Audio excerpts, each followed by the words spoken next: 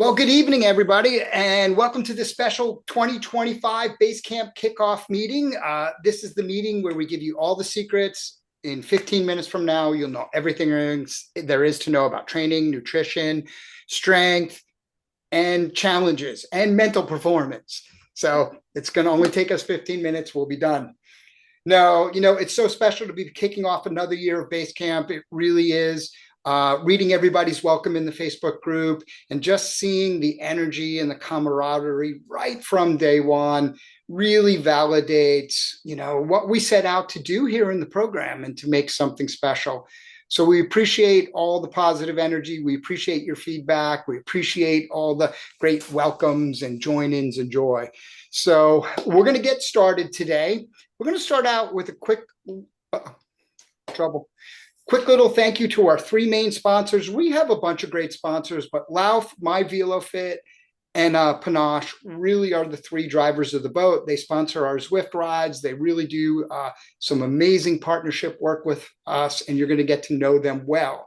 And it's not just because they're a company that we like the look of their brand or we think they're cool people. It's because they have products and they have company visions that really align with the things that we are looking for in our partners, and they really align with our values, our vision, mission, values. Okay, one of the things that we encourage, and it's kind of what I'm aligning on my screen, I'm just opening all my little boxes. Throughout today's or this evening's presentation, you can ask questions. There's a little Q&A box down there. You just click the little Q&A box and the questions come on our screen. We might stop and answer some, but we tend to get a lot here, and we're going to get a lot of the same questions. So we'll probably let them build up, answer them all, kind of tackle them in the end, and just aligning that in my screen so that we can get to them all. Oftentimes you'll find there's like 5 or 6 people ask sort of the same question because you're not seeing everybody else's question come in. Okay, with that being said, let's roll. First, let's start off with some really quick introductions. You have 16 weeks to get to know us. We have a team of leaders, we have a team of coaches, and a team of support people in the program. Some people play multiple roles there. So let's start off with introduction of the program leadership. My name is Tim Cusick, along with Namrita. I'm the head coach, or one of the head coaches here. I've been coaching for over 20 years. I have 21 world and national titles. I've had the luxury of working with some amazing, great athletes. I've guided athletes to the Olympics. I'm also the Training Peaks WKO product leader. So I have a background in training data analytics, software development, things like that. So basically, for me, really what I look forward most with BaseCamp is sharing information and knowledge. I'm also the founder, Kathy and I, so co-founder of BaseCamp. It was my vision to really just take a professional level. I was working with World Tour teams and professional organizations and seeing that there really was this moat, this like hidden wall around all the great and secret information that was out there. And that made maybe that universe look down at the everyday cyclist. I just kind of got tired of that. And then this concept of BaseCamp and community learning, sharing, training, and coaching really was, birthed that way. So it's been a pleasure to be part of it. This is our 5th big public year of what we've been doing, and it's been quite exciting. I'm looking forward to working with you. So Namrita, why don't you say hello next? You're muted. You're talking but muted. Talking but muted. Yes, I'm Namrita Brooke. I am the other head coach here at BaseCamp. I have my doctorate in applied exercise physiology, my master's in sports nutrition, and I'm also a registered dietitian. You're going to hear this intro every Tuesday and Thursday at our Zwift rides. But kind of like Tim, I love sports science and the cutting edge of research and athletes. But what I really love is being able to apply it to the individual. And, there's so much nuance in what is happening. It's easy to read articles and want to apply everything that everyone's doing to yourself, but there's a lot of nuance there. And what I love along with Tim is being able to educate you to help you understand the why behind all of this. Down here, well, at least on my screen, we have Menachem. So Menachem, why don't you say hello? Hey everybody, I'm Menachem. I'm the strength lead here at BaseCamp. This is my forever year at BaseCamp. I've been doing this since the beginning with the team here. I have a degree in exercise physiology as well at MSCA CSCS for 16 years. Nope, 18 years, and a USA Cycling Level 1 coach for 17. So balancing both sides, and I will help you guys get stronger in a way that will actually help you on the bike and make you fitter, faster, and stronger in your everyday life. No, not like coffee, making you do silly things faster, but actually making you feel better and move better. And over the next 16 weeks, we're going to unlock some free power that you have and help you move better. Excellent. And Carrie Jackson was not able to join us tonight. She's pretty busy in her schedule and some of the things she's working on. Carrie is our mental performance leader. She's amazing. I've known and worked with her for a while. Just an amazing human being and really good at what she does. She's a best-selling author. She's actually written 2 different books. She has a master in sports psychology, and she's just really good at this stuff, and you're going to enjoy working with her. Next, as part of our group, we have our BaseCamp support leaders. Tina, why don't you kick it off with an introduction? Sure. Hi, everyone. My name is Tina. I am the Director of Marketing and Events at BaseCamp. I am also one of the coaches. I'll be joining Namrita on the Tuesday, Thursday afternoon Zwift ride, so hope you come join us there. I've been coaching with BaseCamp for the past few years and am excited to be kicking off the group program with you all. Yeah, and Tina really is going to guide you through challenges and our event programs and stuff like that. She's an awesome coach and really knows how to kind of get people fired up. So she's going to be a good support leader. We also have Rebecca Rush as our Queen of Stoke. She does the 10 a.m. workouts with me. She's on a couple of our panels, and you'll see her time to time in the Facebook group. She's actually in the audience here tonight. Rebecca, I always so appreciate you coming and listening to us. I've had the pleasure of working with Rebecca for years. She's one of my athletes and just an amazing human being and doing so many great things for cycling. We're going to get to interact with her. Next, we have Coach Kathy. Kathy's an amazing coach with our company. So when you get to talk to her, she has an excellent coaching background, some real success with athletes. But she's also our coach services leader. If you have problems, if you need placement, if you want to hire a coach, if you want to take a different direction, all the things, Kathy is the one that will help you out, and she will bake you cookies. She's known for that. So, and Kathy's amazing. And for those of you who do or do not know, Kathy's also my wife. So even though we work together, we've actually been able to live together and have a very enjoyable time. And Kathy and I co-founded BaseCamp years and years ago. And then finally here, we have the leader of all things, Debbie Martin. She is the glue that makes all this happen. Debbie is our office manager, takes care of all of us, gets everything done, and takes care of you and handles everything administrative. And just an amazing person, as you see, and will help you any problems that you have get things rolling. I'm not going to introduce each one of our coaches because over the next 16 weeks, you'll get to know them. There's actually more. These are the coaches that will be leading rides. The top row are the ones that will be leading your public Zwift rides. The lower row will be leading your meetups and other things. And sometimes meetup riders will do public and public will do meetup, but that's generally how you'll get to know them here in the first 2 weeks, besides their Facebook postings and interaction. You may already know them. Okay. Let's jump right in and just do a slide or two. I don't want to slow us down here on our kind of vision and mission. It's really important on who we are. The whole concept of BaseCamp was founded on the vision of train where you belong. I gave you 2 bits of the little bit of the story. I really saw cycling being such an exclusive, both in its knowledge and its a little bit of snobbiness and a little bit of aloofness. And I really wanted to take a different direction. My goal was to create an environment where people could really work together, grow together, learn together. And here's why. I saw a group of people that were individuals that were very unique, right? But they were unique together. They just didn't know they were together. They were going through the same journey. They were going through the same challenges. They had the same desire to be better, to improve, but they all kind of were in their own little places. And they thought they were in this uniqueness, they thought they were alone. And I had the pleasure of working with hundreds and thousands of athletes through data. And I was like, you know what? They aren't unique. And they're only alone because they don't realize there's other people out there that share those things with them. And the idea of BaseCamp was bringing that community together to understand and appreciate each of our uniqueness, but also to use the concept of we're not alone, that we can have community. We are going through the same journey, the same challenge, the same dreams, and we could do that together to a higher effect. That's the vision of BaseCamp. Train where you belong. BaseCamp has some core values, and Namrita is going to take us through a little of the core value overview.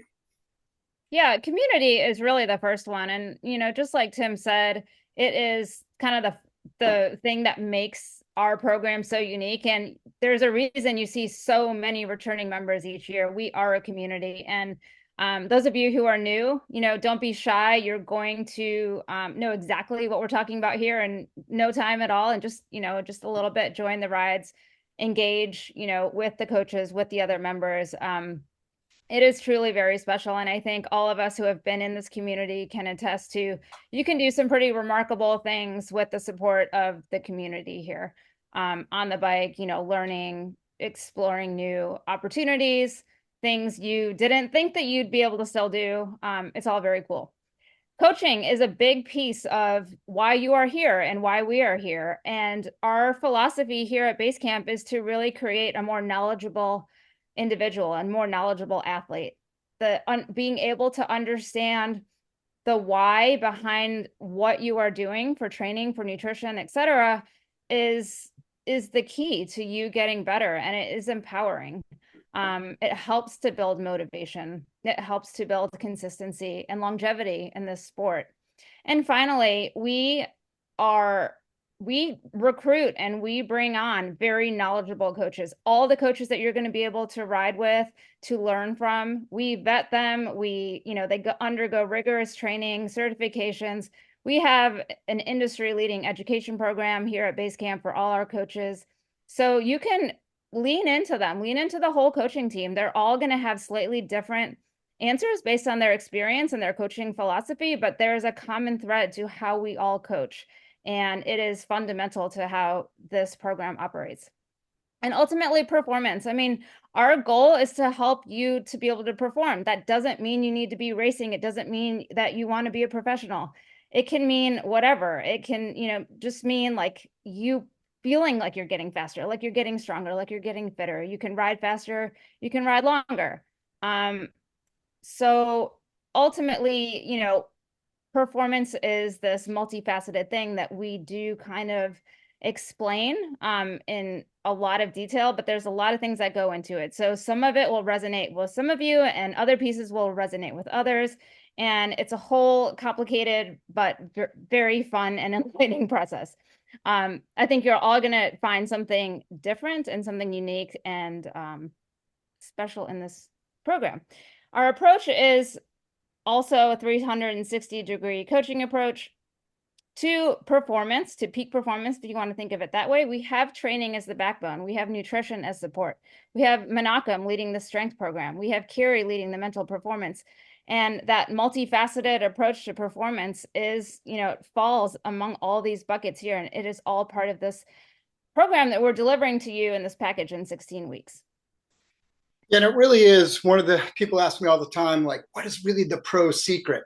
This is it. They don't just compartmentalize their training. They're not just training on the bike, or maybe doing a little bit of strength training in the winter, or every once in a while worrying about what they're eating or working on their mental game. They're doing it all in an interactive, dynamic way that really drives overall performance. And you're going to get all of that as part of this program. So it's going to be pretty exciting. Thanks, Namrita. Okay, next, let's talk keys to success. I'm going to give you one coaching tip right here, and then Tina's going to take it over. Here's my coaching tip. BaseCamp is the ultimate program that you're going to get out of the program what you put in. So we're going to make tremendous learning and growth and training and all these opportunities for you to be a better athlete, a better performer, healthier, more fit, all the things you're looking for. And if you really have a desire to achieve your dreams, achieve those goals, it's going to take some action. you're going to have to do the work. You're going to have to engage in the material. You're going to have to not be shy and ask your questions. You're going to have to click around and see the things that we have and engage. If you engage with BaseCamp, you're going to get tremendous returns on your time. So Tina, why don't you tell us a little bit about the keys of success and how to navigate around with BaseCamp? Absolutely. So a couple of slides here. I want to just talk about being able to find all the things that we have been talking about. So on this slide here, you can see up at the top corner, there is the words locker room. So when you log in or when you go to joinbasecamp.com, that top right corner will say locker room. As long as you are logged in, have to be logged in, you'll be able to access a whole bunch of private pages that will let you see everything that's been happening. And so I want to highlight a few of those.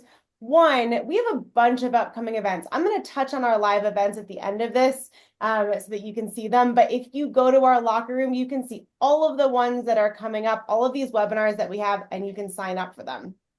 Secondly, on signing up for events, Tim, if you want to click, there we go. We've got, starting tomorrow, our public group rides on Zwift. So as most of you may know at this point, we do 4 live public coached workouts on Zwift. And you can see that full group workout schedule in the locker room. And so you're able to actually directly sign up for those right here. All 4 of the workouts on both Tuesday and Thursday are the same workouts. They'll match what you have in your own Training Peaks account. You just get to come do them with the group. And if you have friends that missed being able to come to our winter program before we sold out, they can come too. You can bring folks along. So make sure to sign up for those. Really fun way to execute those Tuesday, Thursday workouts. And then in this last slide that just popped up, you can see again, there are sort of 4 key spots in the locker room. The calendar, that's where you're going to find all those live events. The group workouts, that's where you're going to find the schedule.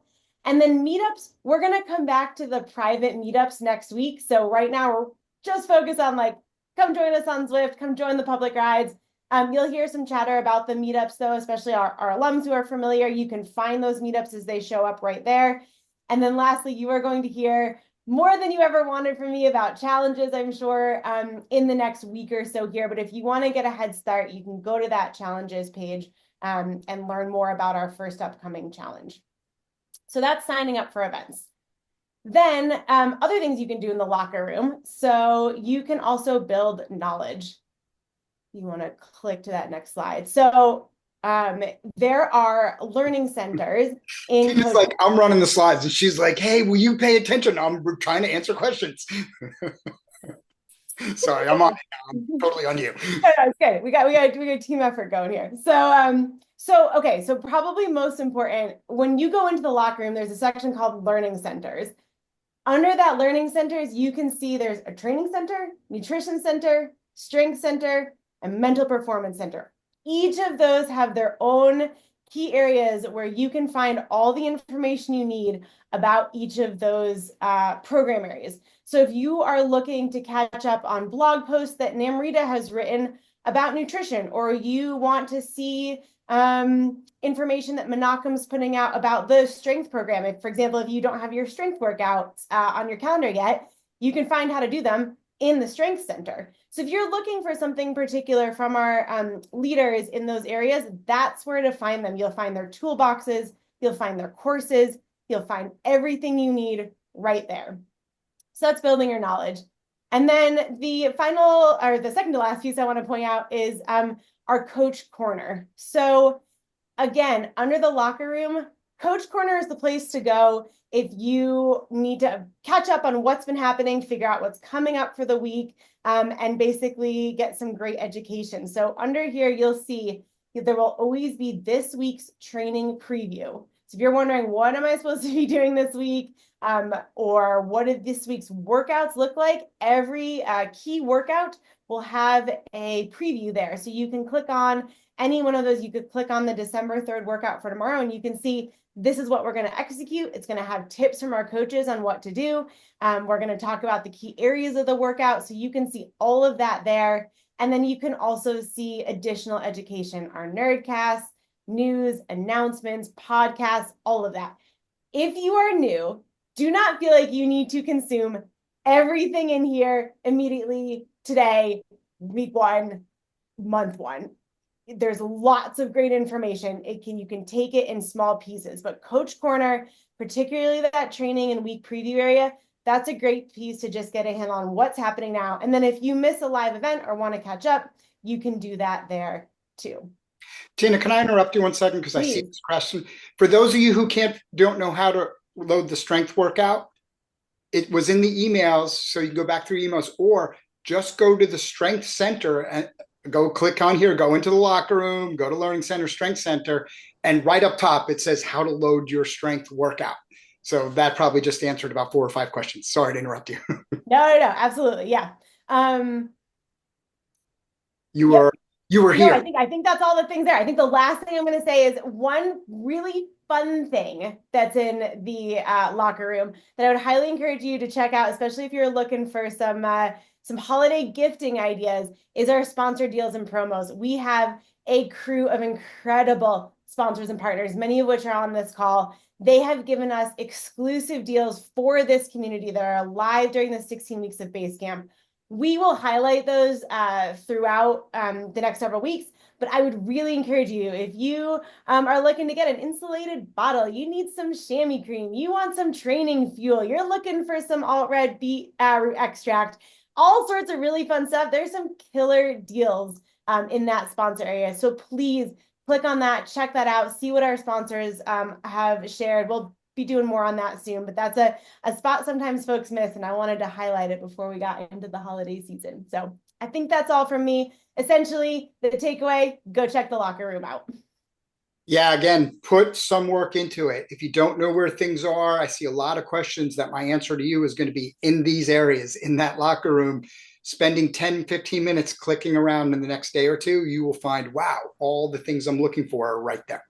Hey, Tim, there's also, I should mention, there's a whole support and help page in there too. So if you have a training question, that support area, if you're like, it's got sections for Zwift, training peaks, etc. So if you're having trouble, something's not connecting, technology, confusion, try looking in that support area first.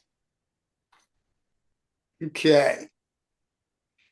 Now, here's what I'm going to ask everybody to do question-wise. We easily have 15 questions on, I need to take a day off or skip a day here and there. What do I do? Sit tight. Don't keep asking those questions. We're going to get to those a little bit later and give you some concept and thinking. We won't have the time to answer everybody's individually tonight. Okay, let's talk a little bit about the training basis. So when we talk about the training basis, I love this slide. All the alumni have seen it. We start out with this concept of physiology. We have a handful of PhDs on staff. We talk about physiology. We think, and believe that science has the solution to unlocking our training. And actually, it really isn't that hard. If we can just match up our motor control with our cardiac output, get the blood volume right, and the muscle respiratory capacity to match our anaerobic capacity connected to the shin bone, and our non-sustainable power, that's performance, right? That's what we're doing this week, right? It's all will be done tonight. I just gave you the secret answer. Done. You're all fired. No. So the reality is physiology is complicated. We are complex systems as human beings. And the reality is when we think about all that complexity, it really can boil down to 3 pretty common areas. 1, responses to training are a complex phenomenon. When we introduce stimuli to the human system doesn't always react in the pattern or the expected way that we were thinking was going to happen. So there is an element of, I don't want to call it randomness, but a range of performance in the dose response mechanisms of training. Second, even understanding that there's a range of performance response, this complex phenomenon, no 2 humans respond alike. Namrita and I, who I can see in my screens right there above me, we could go out and do the same training, which I would do 10 watts harder, but we would go out and do the same training and we would not have the same response. Her adaptation would be different than mine. Probably somewhat similar in the same range, but not the same. So in the end, when we think about all this complexity, when we think about all this physiology, I'm going to give you a simple solution about training. Simple solution. The goal is to improve the odds of your success via a superior process, not concept. So we think about concepts in training. I read this really cool article. It said, if I don't eat a carb for 30 straight days and I choke out my oxygen and breathe through a CO2 rebreather and train at low altitude and sleep at high altitude, I'll gain 8.5 watts. It doesn't work that way. And the reality is we're all a little bit subject to that type of thinking because we suffer as human beings from this bias. And you actually, truly, you are wired to do this. You have to fight against this to beat it. We have complexity biases. We look at scenarios like human physiology. Okay, put that over here. That's complex. But we look at scenarios like training, and we believe that the complicated solution is better than a simple one. And what makes this worse, particularly in today's world of internet information, everybody throwing stuff on the internet, it makes us afraid. We fear simple solutions because it can't be right. You know why it can't be right? Because it's too simple. It's too straightforward. If it was that simple, other people would have figured it out. It's not comprehensive enough. You, particularly during the first week, are going to bump up against this complexity bias. I remember the first time I encountered this in training, I was working out at the Olympic Training Center, and I used to do a lot of work there, and I used to work with Dean Golich, who was the exercise physiologist at the time for the USOC. And he bet me, let's call it $5. It was a whole lot more. Let's call it $5, that he could train an Olympic athlete on 8 different workouts. All he needed was 8 workouts, and he could take a talented athlete, one with the talent to get there, to Olympic success for America. And, you know, at that point, I was younger in my coaching career. I didn't really believe him. I had my own complexity. And I'll tell you something I've learned over 20 years and a couple of trips to the Olympics and plenty of pro success. He was pretty darn right. Simplicity is an excellent way. We miss the forest for the complex trees. So to understand that a little better in the basis of training, I'm going to tell you what training is.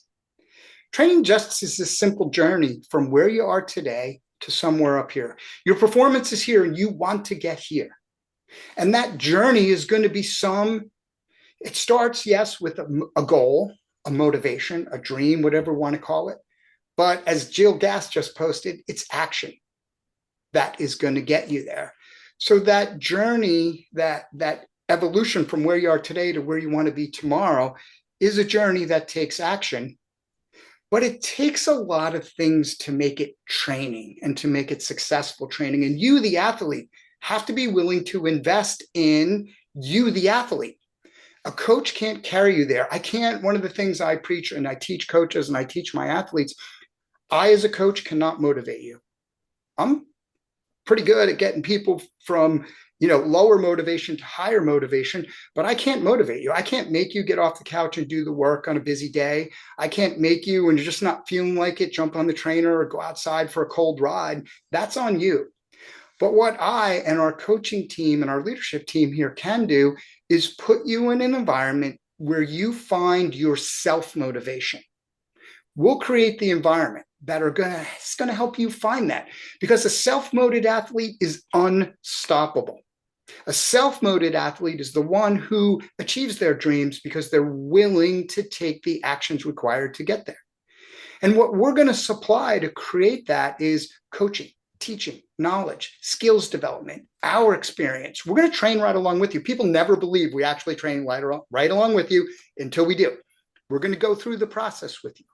And what you're going to do is work on your learning, work on your development. Together, we're going to achieve from here to here. Together, we're going to be stronger. That's what the program's all about. The basis of our training, now you probably already knew that I'm going to give you something simple, and I am. This is what we call our training pyramid, and it's the 3 secrets. These are the ultimate secrets to success. And I'm telling you, your complexity bias might be firing right now as you're looking at my little pyramid. Quiet it down and just hear me out. So at our pyramid, if you can achieve these three things, I'm going to tell you a little bit about what they are. 97.63% of you'll achieve 97.63% of your max training potential. I don't know if that's 90 or 95 or 97 or 98. I like making up statistics on the spot sometimes. But the reality is you will get about 90 to 95% there just doing this. But here's the thing. So many athletes get wrapped up in that secret search and that high intensity workout and that I've got to be pain or gain kind of approach that they don't get this right. And if you don't get this right, you'll never improve. You will continue to achieve the same results you have always received. We call that non-functional overreaching or stagnation. We're going to break that model this year. How are we going to do that? We're going to start with consistency as the ultimate foundation.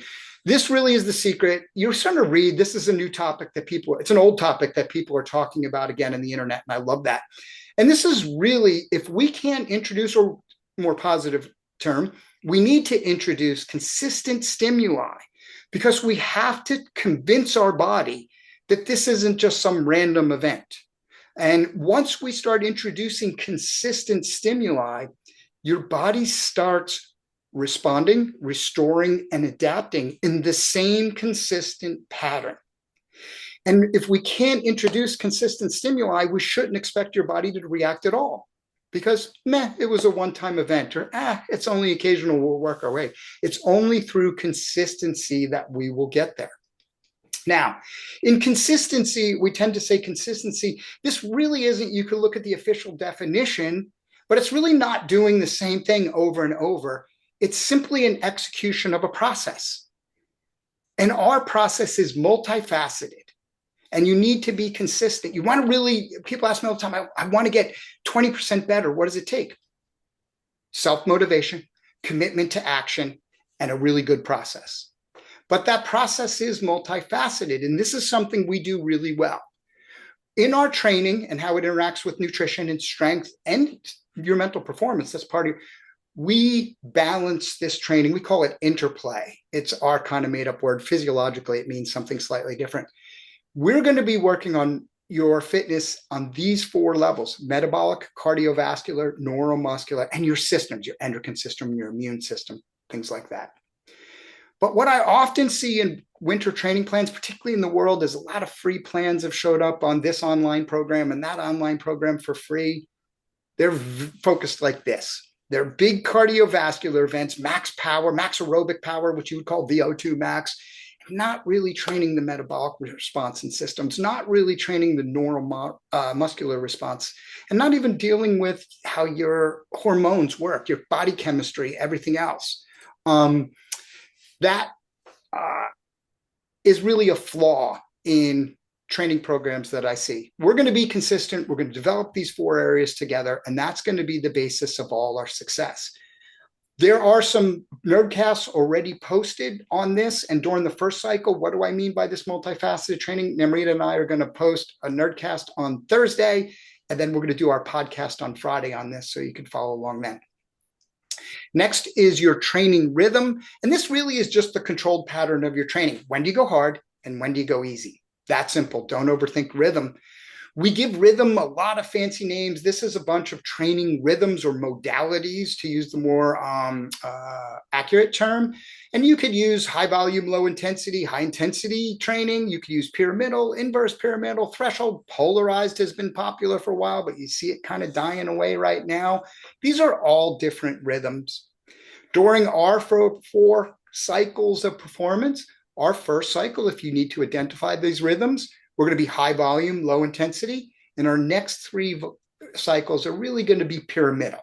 So that's the rhythm we're going to be following. But what does this look like? What does it mean to you in a week? Well, what it means is we're going to start out with, in a week, the Tuesdays and Saturdays are going to be harder days, say a scale of 1 to 10. Harder could be a longer, but usually like moderate intensity in the winter programs. So you'll see Tuesday and Saturday as harder days and the other days as moderate days. Then as we get a little further in the program, Thursday gets a little harder, Sunday gets a little harder. Then as we evolve further through the program, Thursday will get moderately hard, maybe even a little more. It depends what plan you're on. There's a bunch of different plans out there. It depends on your training maturity. Thursdays will start getting harder and harder. So we're simply evolving, but we're going to follow this kind of rhythm. This is given the specific name of this week is called the impulse rhythm for a reason. We're going to impulse a stress, give you a little easier so recover. Impulse of stress, easier. Impulse of stress, a little easier. This impulse really is the best. And why we use this pattern, this rhythm, is it works really well for people with real jobs and life. And like all of, or many of us, I don't see many pros here at the moment. So it is fits well within our work life. It allows us to balance life stress and other things well. Finally, once we establish consistent rhythm, which are really our cycle one focus, we will begin progression. And progression simply means as we begin to adapt to stimuli at this level, we need a stimuli at this level. And when we begin to adapt to that, we need this. We need to always be pushing. We need to always be challenging our system with a little bit more, a little harder, a little longer, a little harder, a little more work. So if we want to continue to improve, we need to continue to introduce new, harder stimuli. If you were to break down all of the training plans into a bunch of graphs and charts, you will see like how the programs work over the course of the weeks. They just get harder. Like this is your first 8 weeks of this program. You can see I cut it off because not everything fits here well on the screen. If you look at the high volume plan, right, you could just see the growth in training stress score and duration each week with some rest weeks built in there to allow you to recover and test. In our plan overall, when you look at what drives that pyramid, we're going to be working on 60% fitness, 30% conditioning, and 10% performance.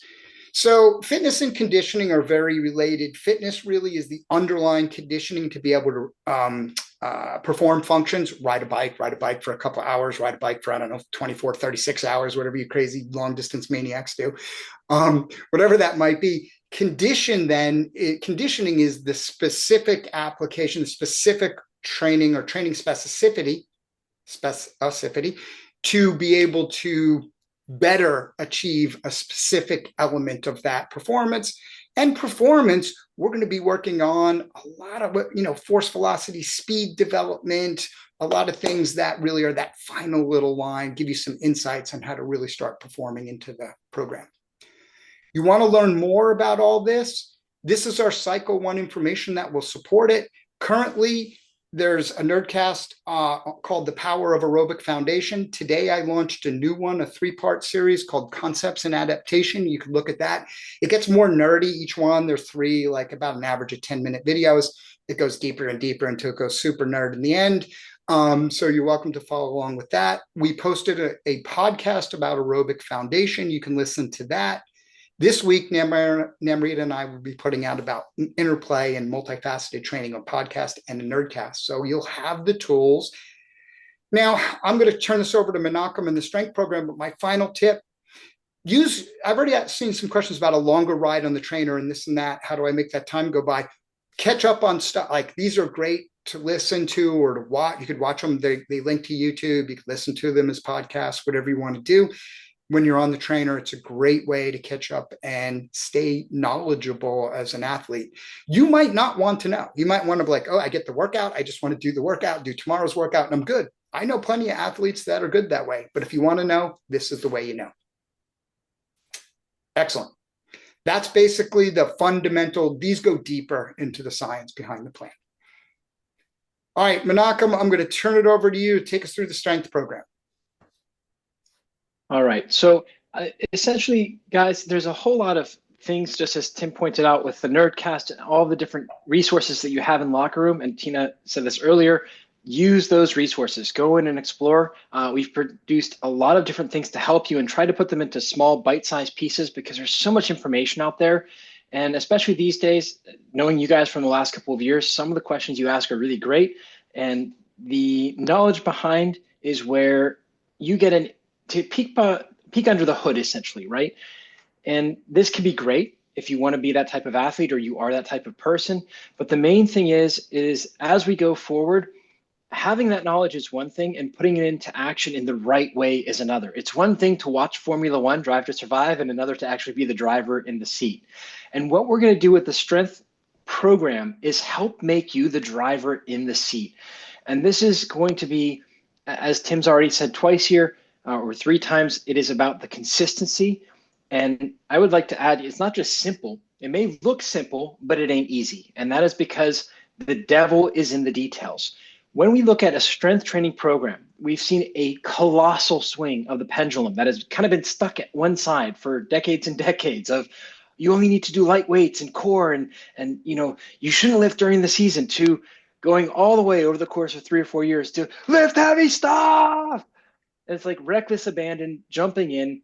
And while there is science behind it or research, because there's now interest, the research in this area tends to be 5 to 10 years at least behind what the best in the business are doing. And what you're getting here is the best approach that will help you. And what we are doing is we're not just going in and lifting heavy.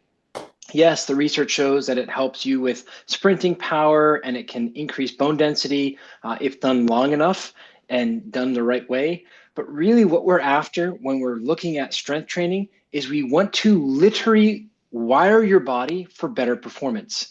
And this is something that is the same concept from competitive powerlifting to Olympic weightlifting to Olympians for triathlon and to everyday riders like you and me.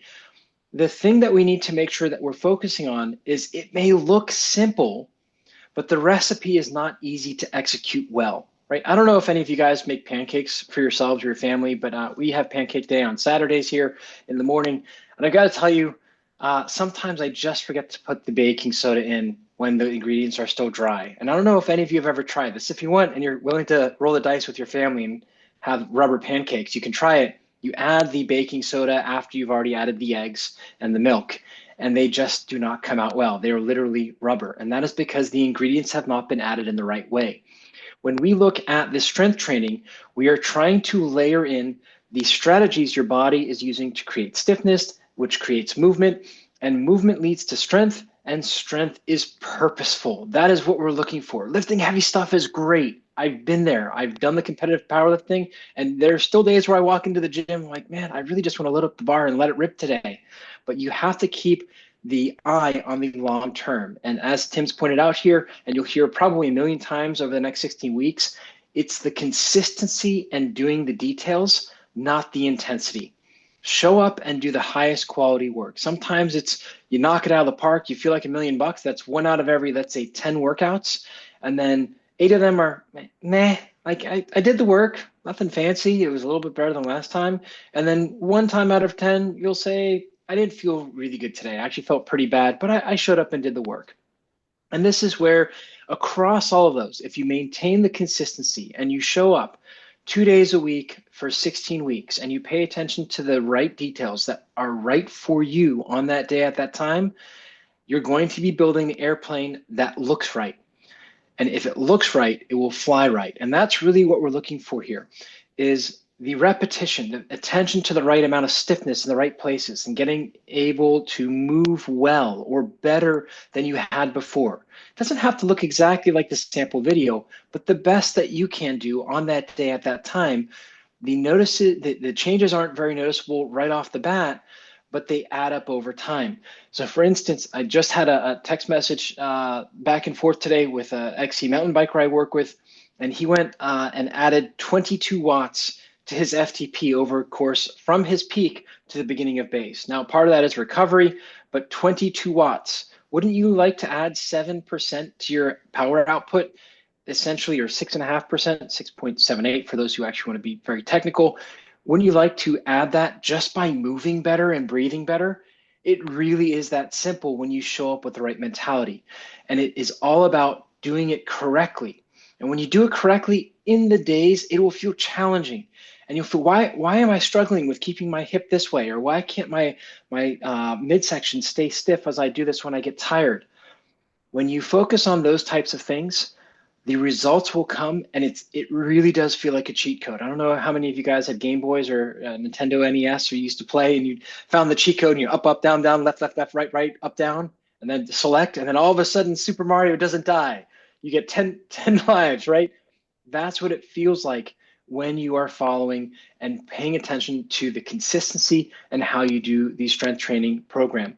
Now, the last thing is, as we go forward here, and we have to look at this from a standpoint of balance. And a couple of people already in the Facebook group have asked, well, do I have to drive to the gym? It's a half hour and then come back and do it this way, do it exactly as written. It all comes down to, how do I make this easy? What it would look like if I were easy. How can I make it simple?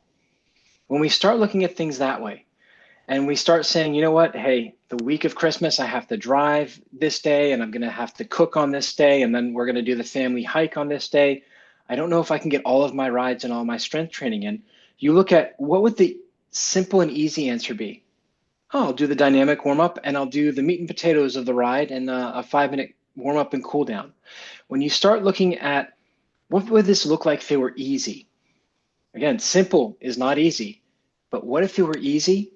That's how you see the progress over this time here. And of course, I know many of you are going to have lots of questions. We do have the question and answer on Thursday at noon Eastern time, so we'll hold off on now for that. But that is the general overview of the strength training program. Excellent. One of the best things about, excellent points about easy. I don't want to overkill it. I'll just say too, most of you already aligned with this. We're using the new Training Peak Strength Builder program. I think a lot of people have already figured it out. It's so much easier. The only point, just having been in the beta, both Menachem and I were in the beta and part of the design team, stuff like that. You need to do the workout. The program is designed, you see it one way on your computer, on your desktop. Take your phone into the gym and do it on the phone. It is so much better to see the videos and execute on the phone. You have this really great UI and setup, and it works very smooth. As you click through your workouts, it will actually color and compliance code your Training Peaks count. So if you have questions on that, we'll help, but there's great videos in the Strength Center on how to make it work. Menachem, this one's you. Just give us a little bit. There's 3 strength trainings a week? Yes. So we have 3 strength trainings for both the advanced and the beginners. What you're going to notice, and by the way, someone asked, I see 2 different strength trainings. That has to do with how the strength training is being read by other platforms. So that is in your locker room. There is a post for that in specific. But the way the trainings are set up is that on Monday, we are essentially laying the foundations for you to be able to move better, or Tuesday, excuse me. So one of the main things that we have to think about with strength training is we have to take in consideration what the different types of stresses you're under. And I don't know about you guys, but we tend to ride our bikes a little bit more on the weekends because, well, we tend to have a little bit more time. This thing called work doesn't get in the way, right? Now, family time's another thing, but when we go through and we start adding more volume, more riding on the weekends, we have to look at, how do we bring you back down and allow you to be able to move better after this higher intensity or higher duration riding. And that's what the Tuesday session is.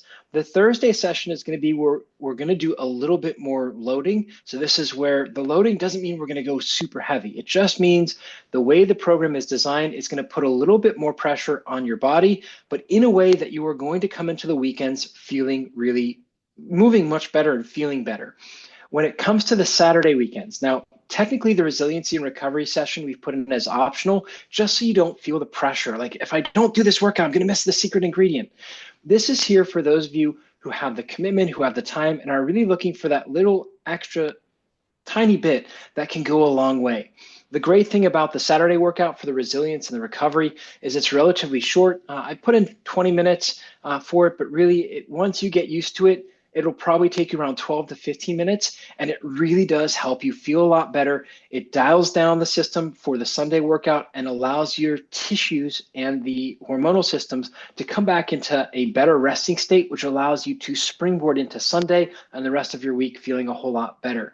Now, once again, the key here is consistency. So don't think you have to start off with all 3 at the beginning. You can start with day 1 and day 2 during the week, and then add the Saturday after you get a good feel for the rhythm and managing your balance. The main thing is less is more. So if you start stressing about, hey, I've got to get all these workouts in, we want to focus on the 2 that are during the week, and those are really going to allow you to see the bulk of the returns on your investment in the time and effort in the strength training. The last part here is it has to be supported by good recovery. That means rest and nutrition. So that's where Nimrita's built an amazing program for you guys to follow. It is really important as we go through here to keep an eye on that and to make sure you're getting the building blocks that your body needs to be able to improve. So this is the rhythm for the strength training. So easy way to think of it is that Tuesday is setting the table. Thursday is adding a little bit of training stress, but in a way that you come into the weekend and are able to ride well and move well. And then the recovery session, resiliency session on Saturday will help, again, bring you down after the hard ride on Saturday, allowing you to see better results. And it just creates this upward vortex of performance as you go. And it's a lot of fun to see you guys, especially when we get to week 5 and 6. It's a hell of a ride, and it's a lot of fun to see. Great point. I'm working through questions, you guys. I'm not just texting Kathy. The question I've seen twice now, and I got in the Facebook, why do you see 2 strength workouts? There's one here, and there's actually one right underneath that just fits time. The Strength Builder and the Hexus program, nutrition program that Namrit is about to talk about are both kind of new. And it doesn't read both kind of workouts. This Strength Builder workout isn't on the API. It's a little complicated. So we want to make sure if you're doing the strength workout, it's showing up in your nutrition to properly balance your eating. So we needed to list 2. Training Peaks is doing that work now. Of course, it got done this week. So now you have 2 with time in it. We should be able within about 2, maybe 3 weeks to remove that second one. So you can ignore the one. Do the one that's the robust full one. The other one's just holding place so that it connects up to the nutrition program. Sorry about that confusion. I'm sure we'll get that question a lot. And Menachem, join us. And Menachem will be hosting at 12 o'clock on Thursday. Of course, it will be recorded. It will be posted in the event section. It will be posted in Facebook, a Q&A. And you can pre-submit your questions if you have deeper strength questions but can't be part of the meeting. Send them to us at info@joinbasecamp.com and we'll cover them in the session. Okay, Namrita, why don't you take us through nutrition? Yes. Okay, so our official nutrition launch is not actually until next week, but I'm going to give you just a taste of what you can look forward to. So many of you have been through the program and you've kind of heard me talk before, but just for those of you who are new, the core philosophy behind our BaseCamp nutrition program is really all about energy management. So you're expending energy to do your training and to do your activities of daily living, to recover and adapt, you're doing your strength work, etc. And then you're eating and you're drinking and you're taking in calories all day long through your meals or your snacks, on the bike for recovery. So the whole idea is that we want to integrate your nutrition. So that's your calorie intake or your energy, as well as your micronutrients. So your vitamins, minerals, all the good performance enhancing nutrients. Integrate that with your training and your lifestyle to manage or to maximize the energy that's available in your system. We use that term a lot. Your body is a system. So that energy is there to help you do your workouts, to help you recover and help you adapt, build strength. We also care about being metabolically flexible. So we want to be able to use fat for energy production. We want to be able to use carbohydrate when we need it, when we want to go hard, when we want to go fast. So we want our bodies to be able to function optimally there. That's called metabolic flexibility. We care about health. Yes, we care about performance too, but ultimately, if we are not healthy for the long haul, we can't perform. And so the foundation of what we teach here is really centered upon these aspects. And so it's not all about following, fad diets or what certain pros are doing for certain workouts. It's really about the big picture here. Next slide. Okay. So you've heard a lot about Hexus, and I am very, very excited about this. Hexus is a wonderful tool to help you apply everything that you're learning in BaseCamp. Those of you who have been in the program before, you saw me deliver a calculator and notes in your Training Peaks. And now Hexus is making this all much more advanced and much more seamless. The visuals are phenomenal. To be able to see, this is an example, a higher carb breakfast before your workout, a higher carb lunch after your workout, and then you've got a moderate carb snack, maybe lower carbs at the end of the day. So everything's color coded. You have live energy balance. Everything is tailored to your training plan. So Hexus is pulling in your workouts from Training Peaks. All you have to do is sync. It'll take into account your completed workouts too.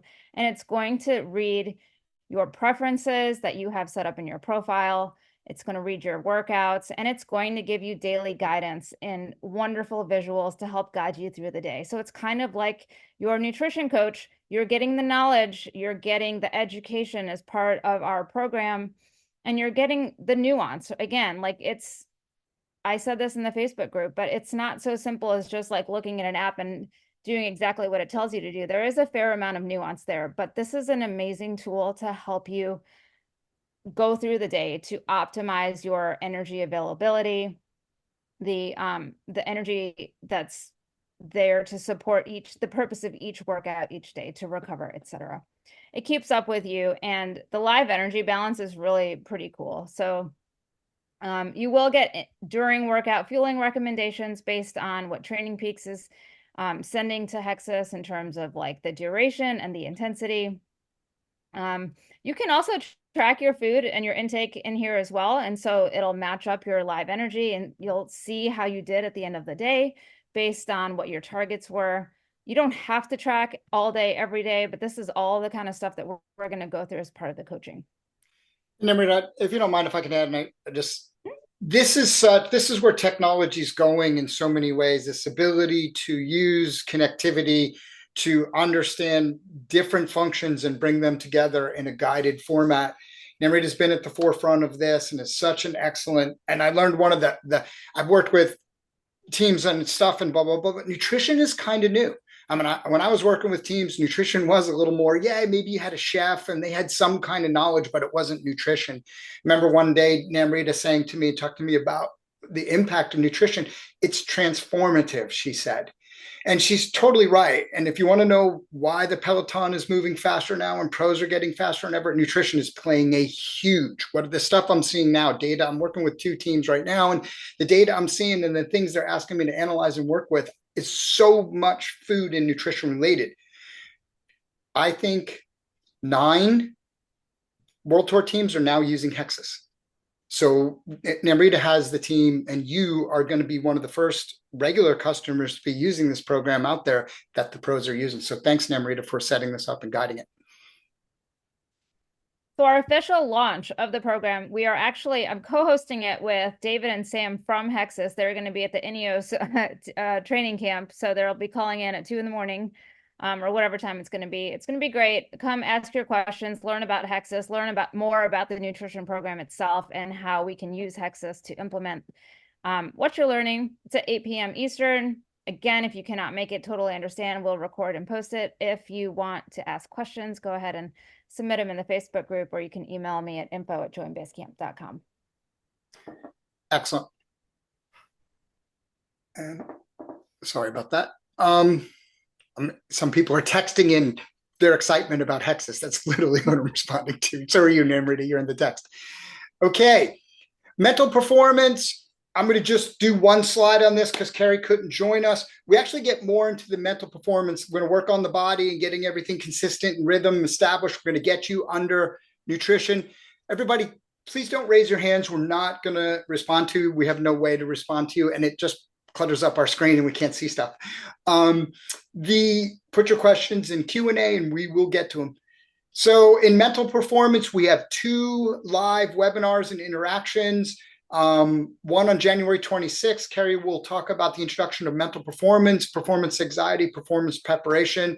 Really a great way to kick off. She's also part of our panel as far as how to perform at your best. We'll have pro riders and some of our coaches in there really talking about peak performance. This year, we have a special program for all BaseCamp members. It is an add-on. We rarely ever have add-on products. Everything we try to put under the price of one roof. But this is such an intensive and amazing program.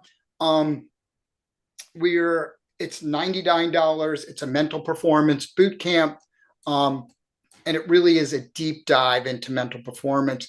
If you're someone who has performance anxiety or has trouble with the right mindset when you're racing or staying in the moment, or negative talk up here, which is a killer for so many of us, join up on the boot camp, get involved in that. It is amazing. Okay. Cycle 1 preview, Namrita. There we go. So you'll hear this a lot, especially over the next 4 weeks, but cycling is an aerobic sport. Endurance sports rely heavily on oxygen being taken in through your mouth, delivered through your lungs, through your bloodstream to your working muscle. Now, your muscle, when you're riding, imagine this guy over here on the right is riding his bike, and the harder he's riding, if he's adding 25 watts, every few minutes, he's going to be, the demand for oxygen is getting higher and higher, and eventually he's going to max out, and that'll be, his maximal aerobic capacity or his VO2 max. So you hear a lot about VO2 max, and we'll definitely cover that quite a bit in this program.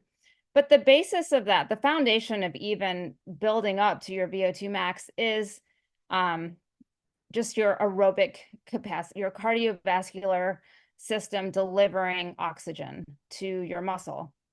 And so from the moment you're breathing in oxygen to actually using it, and you use oxygen to turn energy sources like fat, like carbohydrate, into ATP.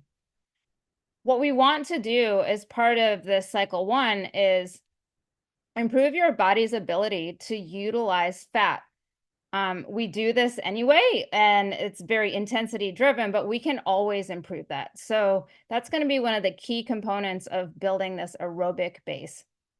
We also, in the muscle, are going to improve the amount and the size of the mitochondria. So that's where the actual energy production is happening, where the oxygen is being utilized. We're going to improve the status of our muscle fibers so they can actually become more oxygenated.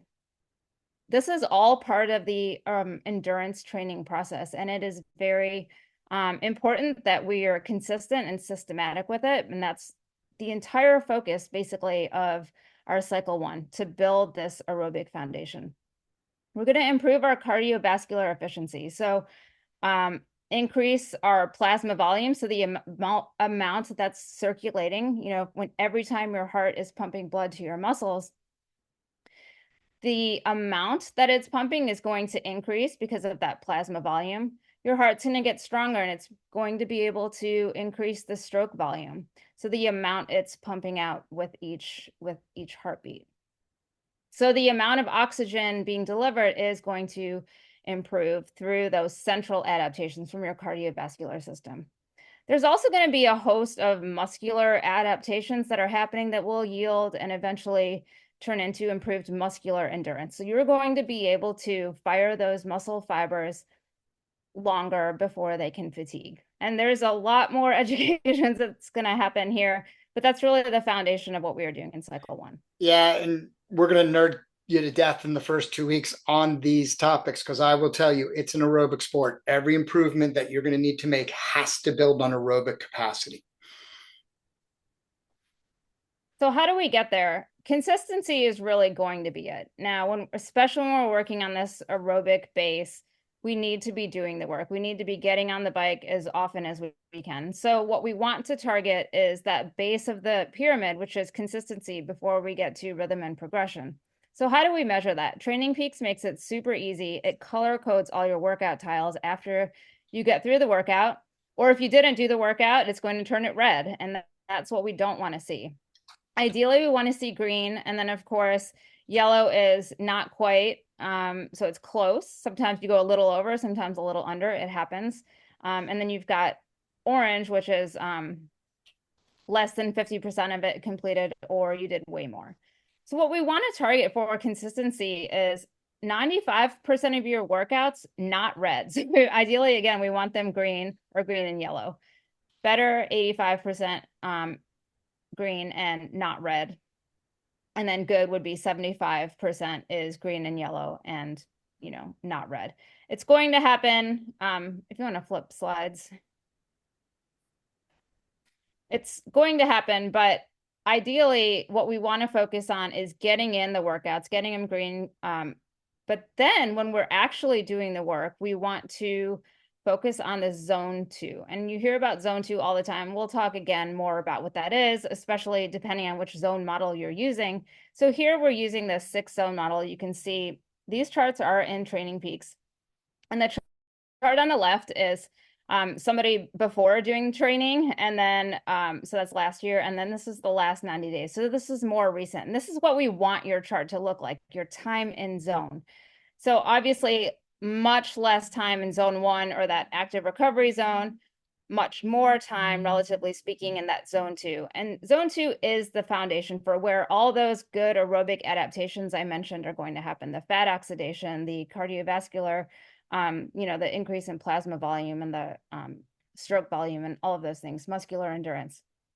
That's what we are looking for to achieve the desired response in cycle 1. And we are going to be going back to measure how you did. So think about it when you're doing each workout, think about accumulating that time in zone 2, not necessarily in zone 1, and not necessarily in zones 3, 4, 5, and 6. There will be a little bit you'll see in zone 3, but really, again, the focus is on that zone 2. This does rely on your zones being set appropriately. That's another conversation that will happen. But just know that our target for this cycle is 70% of your time in zone 2. That would be best case scenario. Better would be 60%, and good. Okay, you're doing pretty good if you're getting half of your time in zone 2.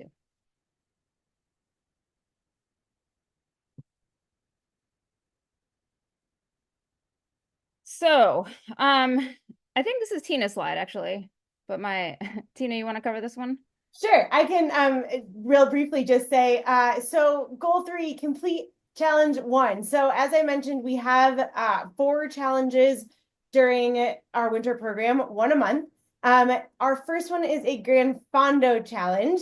We're going to be all coming together on Zwift. We're going to be riding 100 kilometers on Zwift. For some of you, that might sound like no problem. And for many of you, that's probably like, oh my gosh, 100 kilometers. It's a lot of kilometers on Zwift. But we're going to get you through it. And there's going to be all sorts of groups and pacing. Your coaches are going to be here riding with you. We're going to have a really fun time. We also have some incredible prize packages from our sponsors. You can't quite see it behind me, but my camera's blurred because I have piles of boxes behind me with cool swag that we're going to send to y'all. Well, not to everyone, but to some select folks that participate. You got to participate to have the chance to win. So again, there's a little image there that shows you can go to challenges and then to Gran Fondo. Lots more info on this, how to sign up, what group to be a part of, what to do if you can't do it at the same time as everyone else, what to do if you can't do it on Zwift. All of that is coming. So let's go through the first week, and then I promise I will answer all of the challenge questions coming up. But keep this in the back of your mind. It's in your Training Peaks plan already. So it's already held there on December 21st. And so completing that will be a great way to cap off the first cycle. So this is going to happen. You're all going to have questions. Some of you already have questions based on trips that are coming up or work schedules. Life does happen. You're going to get sick. You're going to have things happen. So what do you do? This is going to be kind of just like a general rule of thumb. Of course, if you end up having specific questions, always post them in the group. We've got a bunch of coaches on hand to help answer. So if you want to remove days, let's say you just can't ride that many days per week. Obviously, the best case scenario is you can ride 5 days per week plus basically what the plan has given you. If you cannot do all the days, try to maintain 4 or more days per week, but do the workouts as planned.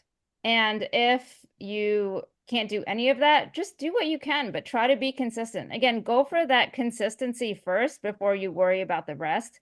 If you have to take 2 days off or 3 days off because of sickness or a trip and you just can't, get on the bike, then it is what it is. I would just, hop back into the plan to the next week and focus on reestablishing that consistency. So when you have to do this editing of the plan to remove workouts, focus on the core of the workout. So if you've got the Tuesday, Thursday, Saturday rides, those are the interval days that you'll see where we do our group workouts, or you've got like intervals or specific work on Saturday. Usually Wednesday and Sunday are some sort of endurance ride. So if you need to remove any of the days, try to at least hit the Tuesday, Thursday, Saturday rides. That's the core of the workouts for the week. Remove Wednesday first or reduce the time on Wednesday. If you need to also reduce or remove Sunday, that would be the next option. And then if you absolutely have to remove another workout, then you do that. If you are removing days because you're out of town traveling, or you just cannot get on a bike, try to go for a walk. Or if you're used to running or swimming, you can do that light aerobic activity as a substitute for the exercise. Now, if you need to change the order of the days, you saw Tim slide on the rhythm, and there's definitely a rhythm that the BaseCamp program is built on, with the Tuesday hard, Thursday moderate, Saturday moderately hard, and that progresses. Again, maintain the workout order if at all possible. If you are gone for a week or longer, just shift the whole week forward or back. You can adjust the rest weeks accordingly based on what you're actually planning on doing in your life. But then you're not really moving each individual workout. You're just going to shift the whole week. If you need to move workout days and change the order, try to limit stacking the hard days one on top of the other. That is a more advanced thing that could come later. But right now in this period, it is ideal to keep that day in between. So like we have our moderate Wednesday, we have a rest day on Monday, Friday is easy. So we've got those days in between our harder workout days. So try to keep that at least. If you really need to, move the order of everything around, just do what you can to follow that rhythm at least. And then obviously do what you can. There's some days or some weeks are just not going to be perfect, and they're not going to be ideal. Hopefully those are few and far between. Many of you are very busy and juggling a lot of things. And ultimately, if you can be as consistent as possible, and if you can, this program should fit into anybody's schedule. And you can make it work for you, and then you just stick with that. The idea is that it's consistent and sustainable, so you can actually progress through the 16 weeks. Do what you can.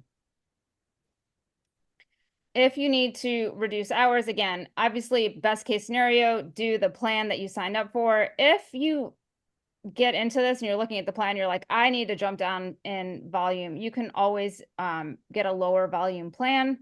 So just contact us if you need that. But if it's just kind of like a one-off situation where you just don't have as much time in a week for whatever reason, again, focus on the core of the workout. You're going to see a warm-up. You're going to see some openers or activations. You'll see the main interval time. There's going to usually be some endurance riding in there, and then a cool down. So complete the core elements, so that warm up the intervals. And then if you need to reduce the endurance riding time in that workout, you can. And maybe add that somewhere else. Either add it to a Wednesday ride or add it to Saturday or Sunday. That would be the better. If you, again, just need to do what you can, just do as many of the interval, as much of the interval time as you can.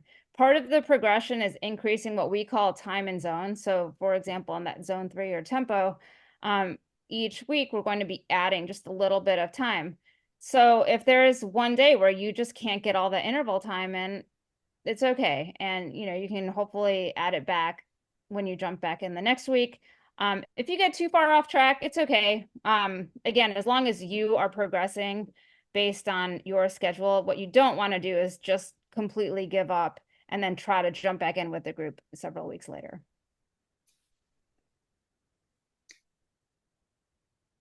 Just adding hours, just add some endurance. It really comes down to that. If you're going to add hours. Ideally, if you find that you have a lot of extra time, and that does happen for some lucky people, just add that zone 2 time to the workouts when you have it available. Again, we want to try to be consistent in our progression. And so I would not recommend adding a ton of interval time just yet. Just add that easier aerobic time. Again, the focus in this first cycle is building that aerobic capacity, and volume does help. And so just, that easier, low intensity aerobic volume is good.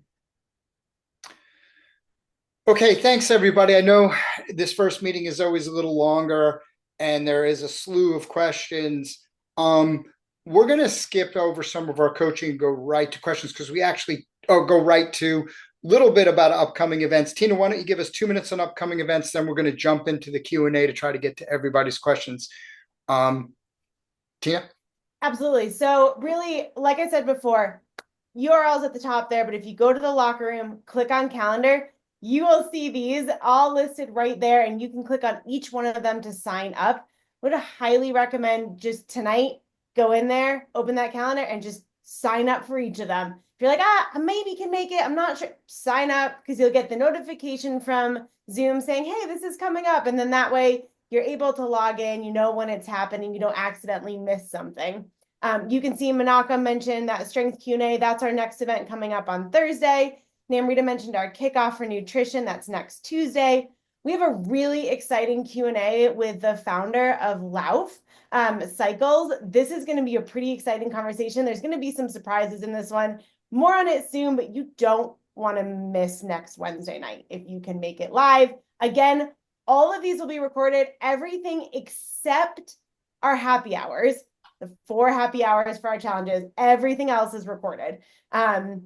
Big kit launch coming up Monday, December 16th. We'll have brand new 2025 BaseCamp kits. We got some really fun concepts there and some new additions to the store. So we're stoked about that. And then we've got our Grand Fondo Challenge, which I already mentioned. We have the challenge itself, but then we also gather and do a happy hour. We don't do that as a webinar. It's a meeting. You'll see everyone's faces. We'll all talk together. So that's something fun to not miss. And then make sure that you're signed up for Monday, December 23rd. It's our Cycle 1 training review. Hard to believe, but by the 23rd, we'll have gone through our first cycle. So I would, again, just head to the locker room, go to calendar, click join now on all of these and get yourself registered for them. Yeah, super excited about the Lauf and the kit launch. There's like in between those two, you're going to learn a little bit about our new, I'm not allowed to say, but everybody knows if you ply me, I will give up the secrets. I'm not a good secret keeper. It might be a little team information coming out somewhere in there. We got some special announcements. All right, let's get to Q&A. I'm going to kind of coordinate here through the group and just kind of ask people to tackle them as we go. I was trying to pin some strength ones so we can get Menachem out because it's pretty late where he is. So Menachem, question number 1. For your strength pants, I have a 10, 15, 20, 25 dumbbells. Can I use them instead of kettlebells? Yes. So Elizabeth, as long as those are appropriate weights for you for RPE, so perceived exertion is based off of how hard it feels. As long as for the exercises in your workout, you're feeling that that's a 6 or 7, meaning you have 3 or 4 good reps left, absolutely yes. It will change some of the exercises and make them feel a little bit easier, but then you just increase the weight a little bit. Great question. Chris asked, I'll tackle this one. Are you going to host group rides and Training Peaks virtual as well as Zwift? We will not be hosting group rides and Training Peaks virtual.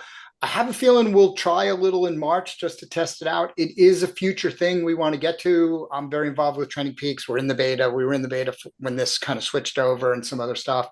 So it's always a great partnership. But right now, the program isn't quite where at a level they want it and can't be trusted for good execution yet. It will be. They have some big plans for it. Once it gets to that level, we'll start using it. Next year, we hope to have some additional integrations. I'm not allowed to say, but there might be some cool stuff and it might be our program of choice. Lewis asked a few questions, how to handle missed workouts. We gave you the overview. Go ahead and post your specific question in Facebook when the time comes and we'll see if we can tackle it. And I'm going to say that to everybody who posted a question about missed workouts, because think about it. If we just sat here and went over everybody saying on January 8th, I'm missing a workout, what should I do? We would be here for a while. So we will get to it. Go ahead and post it in the Facebook.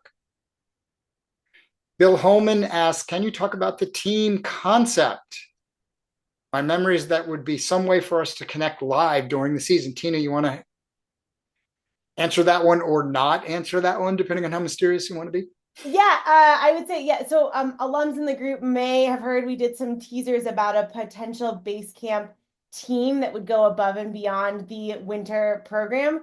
I would say hang tight on that for a moment. Stay tuned, and we'll keep coming back to that. Yes, that is still something that that is coming. So hang on to that question for the moment. We haven't forgotten. Yeah, and if you come to the love thing, Yeah. oops. Yeah. Dun, Come to dun, next dun. Wednesday night. Come to next Wednesday night's live Q&A, where we did mention there'd be some surprises. That might be tucked in there. Very cool stuff. Namrita, how about you do Lewis? I'll read it out loud. Spending about 2 weeks around the holidays in Arizona. Will be on the mountain bike, but a lot of mostly fun, unstructured rides. Will this be an issue? Having fun on your bike is never an issue, and we are proponents of having fun riding bicycles. That's why we're here. I would take a look at the training plan when you're there. Again, this is very aerobic training cycle, so you could probably do a fair amount on your mountain bike outside, unstructured. I don't know if you have power on there, but at least if you have heart rate, and with your trail selection, maybe choose something that'll allow you to maintain more consistent aerobic effort. But yeah, I don't see an issue. Yeah, I mean, I want to say this at one given point, and Menachem actually said it when he talked about changing the recipe. It's not a problem from front on the bike and stuff like that, but it is an inhibitor to running the plan and performance. So you got to try to find the right balance. We get asked questions like that all the time, and really the person you should be asking is you. Like, that's a question for you. You don't work for me as a professional rider and expected to do the work, but you need to find the right balance behind your desire to improve performance and to have fun on the bike. And Namrita gave an excellent way to do it. You can maybe pull off some of the workouts there or mimic some of the workouts and have fun other days. There's an answer in between. We'll help everybody figure that out. Brian asks, if I need to skip a day, what do I do? We've already answered that. You could post your specific day when it comes and we'll give some advice. Heath asked the same question, has some extensive time off during the next 4 months. What do I do? Post it in Facebook, Heath, always the best way so people learn together. Namrita, why don't you tackle this one? Mike asks, I have worked with individual coach in the past, but this first time participating with group coaching. Can you provide some insight into group coaching and how we interact? Example, does everyone do the same workout? Do you review workouts and training peaks, read comments, make any adjustments? Oh, that's a great question. And, our company, BaseCamp, we offer excellent one-on-one coaching. And a lot of the things that you've put in your question here are specific to one-on-one coaching. That being said, the benefit of group coaching in the foundation period or base building is you don't have to be as specific in your training. We are working on a more general response adaptation. And so we can do very similar workouts. There is nuance and, slight differences depending on the fitness survey that you completed, your availability. Are you mountain bike, gravel, road, etc. So there are differences there, but the core workouts and the progression is the same. Yes. And it works and it's beautiful. You do have the input of both Tim and me with the workout reviews, and we choose different workout reviews each Tuesday and Thursday after the group rides. But you also have a whole team of coaches ready to answer questions. If you are looking for very specific feedback in training peaks, reading comments, etc., that is definitely a one-on-one coach type of scenario. And we have several group coaching athletes who decide to upgrade to one-on-one coaching during the program because they really want that. And that's cool. I mean, I love the one-on-one coaching aspect. Yeah, let me add, of all the people in winter base camp, about 25% are one-on-one coached. Because you can go through base camp, it's free if you have a one-on-one coach. You could either pay the group coaching or have a one-on-one coach. If you want your plan adjusted, you want personal comments and personal reviews, that's one-on-one coaching. We can upgrade you and we'd be glad to do that. We'd credit your base camp to your coaching or whatever you did. You could just email us and we can talk through that. The difference with base camp and group coaching is we teach you how to do this stuff, but we don't do the admin. We'll pick, Namrita and I, me from the morning sessions, Namrita from the evening sessions, we'll pick an athlete. We'll review that athlete. We'll post that review on Facebook. And the way we do the reviews, we tell you what to look for. So you can evaluate your own workout. Like, hey, I did do that right. Or, wow, I didn't get it right. I could have done better. I could have optimized. So we're trying to teach you that process. All the plans are not the same. There are 96 different plans to start with. So when you look at all the variations, the Tuesday and Thursday core workouts are the only thing that's the same, everything else. And you'll notice it, particularly as you get later in the program, it goes its own directions. Okay. I'll take next one. Jason, is it okay to replace a workout with a race during the week on Zwift? Zwift Racing League ends in 3 weeks. During this time of year, getting that aerobic reset is really important. You've carried a certain amount. You'll actually see it in the Nerdcast this weekend. We'll talk a little bit, the one that's coming out on Thursday, and it's in the concepts for adaptation too, a little bit. We need to have an aerobic reset. You've been probably riding with a certain amount of intensity through the summer, then your fall racing on Zwift. You're really improving your glycolytic efficiency, or you could call that VLA max, which we tend to hear a lot about. Problem is that's pushing down your aerobic capacity. So without resetting that at some given point, you just you don't transition as well as you should. You can't rebuild to a peak again the next year. So it's not the best to be doing it. Try to do it on harder days, replace a hard day in the workout with racing. And when it's over in 3 weeks, kind of give it a rest off of all the intensity that racing can bring. All right. I think I really just, well, here, Tina, you answer this one quick. Are the Training Peaks workouts a one-size-fit-all, and FTP is used to determine each individual's intensity? Yeah, so we have your first FTP test, functional threshold power test, is scheduled for the end of this week. We'll talk a lot more about that, but that FTP test will help to, as you are saying in this question, help to determine your individual intensity. So while you and I might have the same workout, you might be doing it at X watts and I might be doing it at Y watts, or if you're training by heart rate or something like that, you'll have your individual zones. So in that way, Tim mentioned sort of the actual workouts and how they are different, but yes, everyone is also training to their own intensity and zones. We'll help you make sure you're set by the end of the week. As you move through this week, you're riding a little bit more by feel, and we'll talk you through that as well.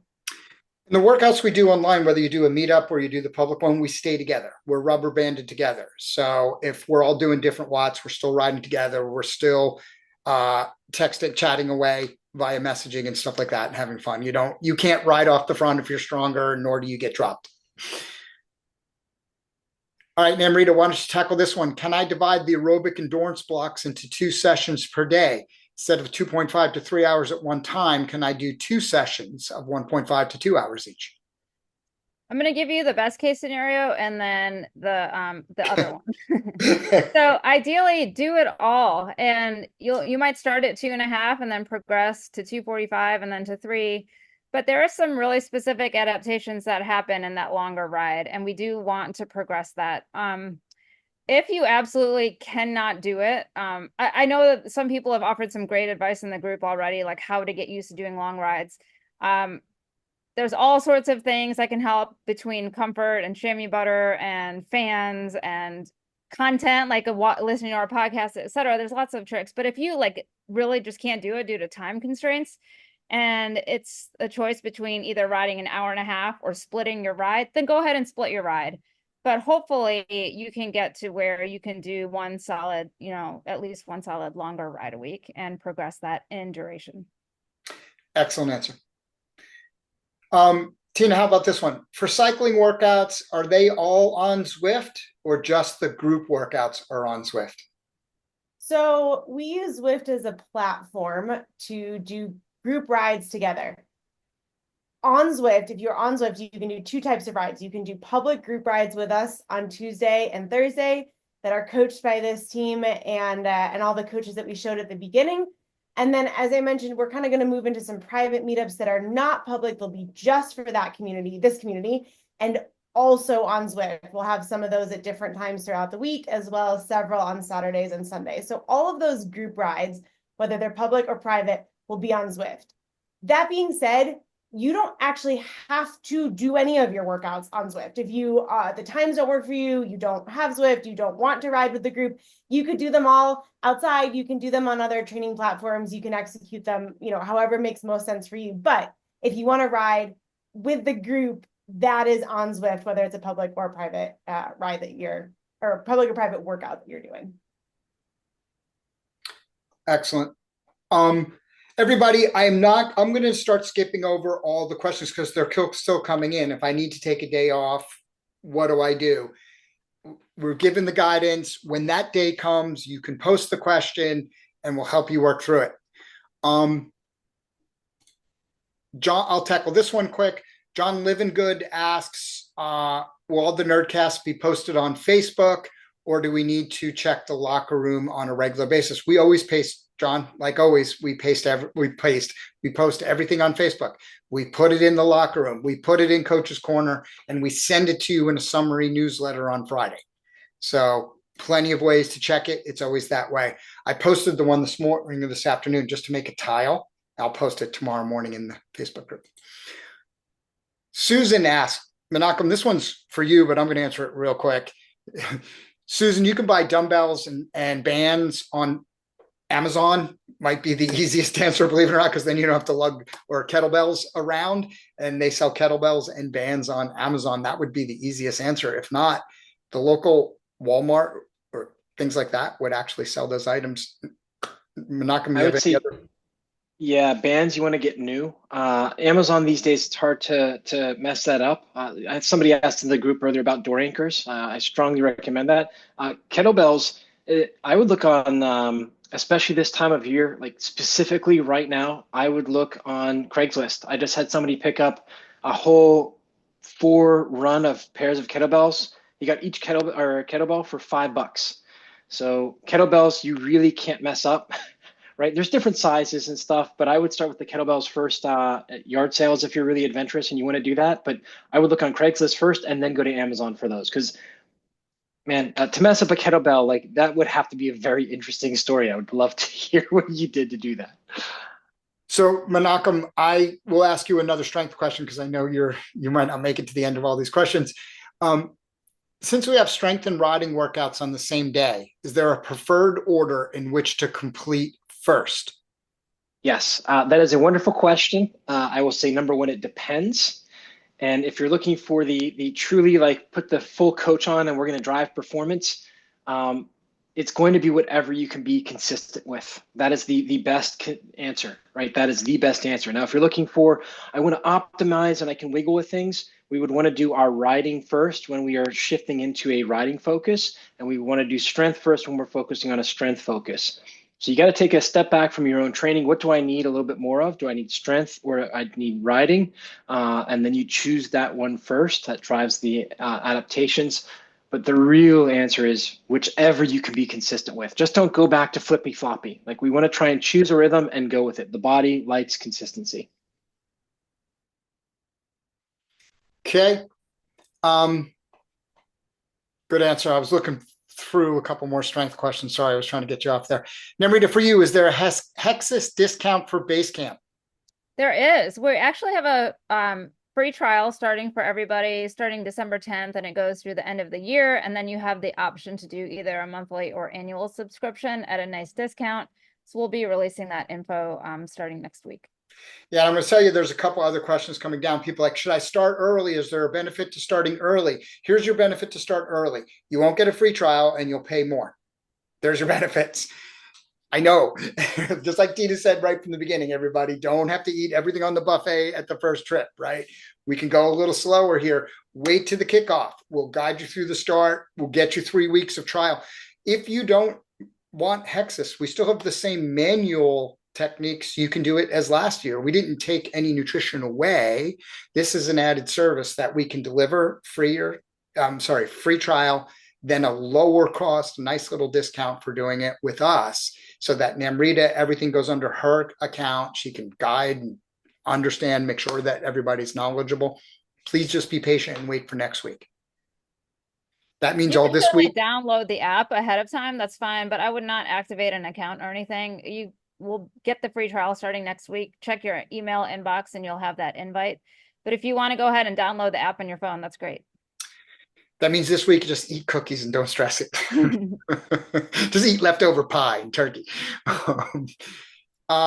Aaron asks, is there going to be a limit to the number of people in the mental performance bootcamp? That's an excellent question, and I should put it there. There is, because we don't want it to get too large. A bootcamp is something that's pretty controlled. So if you want to get in there, go sign up. It's in this, it's just go to the mental performance center and sign up. If you want to ensure your spot is, just go into the locker room, mental performance center, sign up for the boot camp. Brian, you're asking how to incorporate other sports.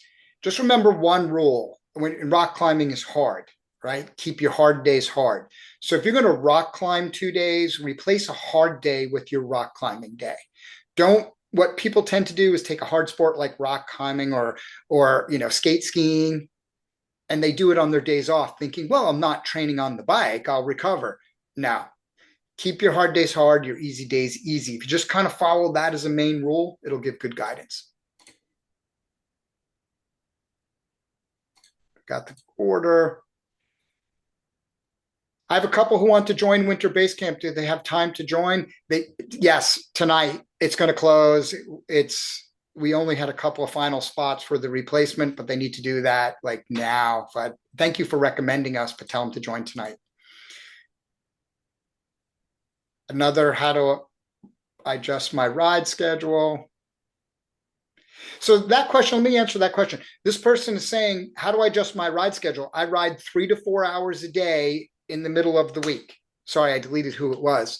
How do I adjust my ride schedule? I'm going to go back to answer this question. If you want to train and build performance, you have to follow the program. If you're just riding casually 3 to 4 hours a week, you're really not doing the training. You should just ride 3 to 4 hours a week. And if you want to learn along with the group and other stuff, if not, you should try to do the training plan. That's why the journey from here to here, remember, requires action and you doing the right things. Another, what if I have to take a week or more off due to a scheduled procedure? Ask us when it comes up. We'll help you work through it. Here's one. Tina, why don't you take this one? Do you have any tips for doing the rides outdoors? This first week I'll be traveling. We'll have access to ride outdoors. Yay. Excellent. Ride outdoors. Sometimes because we ride on Zwift so much and we ride together, sometimes folks forget you can and should ride outdoors, and especially early in the program here and throughout the program, especially on your Wednesdays for those of you who are slightly higher volume, and on your Sundays, those are a lot of endurance rides. They're great for going outdoors with. We'll put out some specific tips around riding outdoors, but I would say sort of top 3 tips would be: 1, make sure you know your route and you know where you're going. So you're able to, I wouldn't pick like a super steep, biggest climb in your area to do your easy endurance ride on, because that's probably going to be pretty hard. So I'd know kind of where you're going. I would think about, it can be really hard for all of us as cyclists to let go of ego. And so I would just say, if you're doing an easy endurance ride, you have a hill coming up, put it in an easy gear and spin easy up the hill. Don't worry about anyone passing you. They're doing their thing. They might be fast now, but you're going to be fast later because you're being sort of dedicated to that nice, easy riding. So spin easy up the hills. And then the third piece is keep pedaling. Coach Tim was talking about that time and zone a little bit, and the active recovery and endurance and tempo, watching your zones. If you just keep pedaling, pedal those little easy kind of the rollers down the hill, pedal the flats. If you just keep the pedals turning, doesn't have to be super hard, but you keep going, that's going to go a really long way. So those would be kind of my top 3 tips. Know your route, pedal easy up the hills, and then keep pedaling throughout your ride so you're not coasting throughout the ride. We'll put out some more guidance on that, but that'd be where I would start. And yes, go outside, have fun, enjoy it. Okay, let's keep moving on. A lot of questions. I also want to remind everybody, we have upcoming help desks. You can jump in and ask your questions and stuff like that. So I know people are dropping off. We still have a fair amount of people on, so we're going to answer all the questions all night long.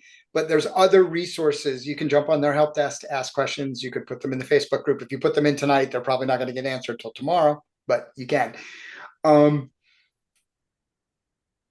Namrita, you want to tackle that one really quick? I'll read it. A question for Namrita about Hexus. I recently had a metabolic VO2 max test done, and my RMR is different than what Hexus calculates, which means you've already downloaded and are using Hexus. Is there a way to edit that, or maybe it's not too important? It depends how different it is, to be honest. If it's a few calories, it's not that big a deal, and I would just use Hexus as is, knowing that. If it's a pretty significant difference, there is the option for a premium account with Hexus to edit it. To be honest, the best answer, and I will go through this when we launch, is in the profile settings. There's several settings that you can alter in Hexus to get a better recommendation for your situation. So I'll walk everyone through that next week. Excellent. Yep. Jump into the kickoff. Mike asks, is the standard FTP test to do on Saturday the 45-minute total workout one? Everybody, one of the overall coaching, read the workout preview. So far, every workout question I've had asked, are we in erg mode? Are we doing this FTP test? They're in the workout previews. Even if you're not using Facebook, or even if you don't want to go to Coach's Corner, if you just read the notes in the workouts, all these questions would be answered for you. This is my point. You're going to need to invest a little, right? And all I'm asking you to do is scroll down a little below the little blue box that you're seeing to decide what the workout is, and read the pre-activity notes, because it'll answer so many of these questions for you. The standard FTP test is the 72 or 73-minute one, as listed in the notes. It says exactly which test to do. It even links to a description of it. So just go ahead and read it in there, and that's the one you want to do. We do not do ramp tests. We do not do the short test.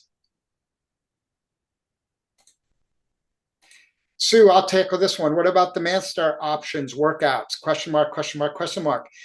I think I answered this question for you once or twice in Facebook already too. We will get to it a little later in the month. There's no difference in the first month. It is a very complicated thing, very complicated. And we start talking about, because here's the core answer. Keep doing what you're doing now. One of the things that we need to learn instead of just change, believe there's some magic answer out there for 50 plus. The first thing we should start with is understanding. At 58, I get it. Understanding what we're going through, and then understanding the cost and benefits of slightly tweaking our training. But what you're doing right now is really pretty good for master's training. There are some things we can consider and do a little better, but that's more of education. And then we're going to load some options for you. But cycle 1 will be the same either way. We won't do some of these potential adaptations into cycle 2, 3, 4. Because we wouldn't do it any different cycle 1. We need to get everybody up and riding and consistent. Sue asks, if we reduce FTP for start of season as per your suggestion, how much should we reduce? I would take whatever your FTP that you think it is right now and reduce it by 5%. Everybody just feels like more is more. Like if I'm just riding harder, if I ride 5% less, I'm not doing it right. You're doing it fine. You're so much better off being 5% under than 5% over. So it's fine. If you think your threshold is 150 watts, make it 140, 145, and then just be safe and just ride. And if it's super easy, tweak it up a little, but only if it's super easy. You'll be all right. Good questions, though. Malcolm, this one's for you from Anonymous. Can we get some advice on starting weight for strength training? Yes. So if you're doing either the beginner or the advanced program, start easier than you think you need. The goal is to get you to move as close as you can to the sample video and the workout example. So you'll notice they're all me or athletes I work with, and they are chosen very specifically. I've got literally some of those, there's like 17 different videos, and we had to make a new one for you guys. So the sample of the video is very important. Go with the least amount of weight you feel you need for the first time for the exposure to the workout, because our goal is not to make you sore. It's to introduce the movement and see how you're actually able to move. Now, along with that, we're going to go for an RPE 6 or 7. And this is talked about in the video that's getting you started in the locker room. So again, all the resources are there. RPE 6 or 7 is where you finish the set and you go, you know what? I have another 3 or 4 high quality, good technique, great technique reps left in the tank. That's what we're aiming for. So why do we do RPE instead of weight? It's going to fluctuate based on where you are mentally, physically, your sleep the night before, your energy as well. So just make sure you're going through that. Now, Tim, if I can tack on the second part, because it looks like they had I was this. going to read it to you anyway. Yeah, go for it. Okay. Anonymous. Ooh, looking for free watts. I'm just kidding. Are we doing all of the sets of each exercise before moving on to the next, or supersetting them and doing all of them back to back and then repeating? So this is actually one of the great things about the Training Peaks Workout Builder that's available, and do it on your smartphone, because it actually, as Tim mentioned earlier, it's easier to roll through.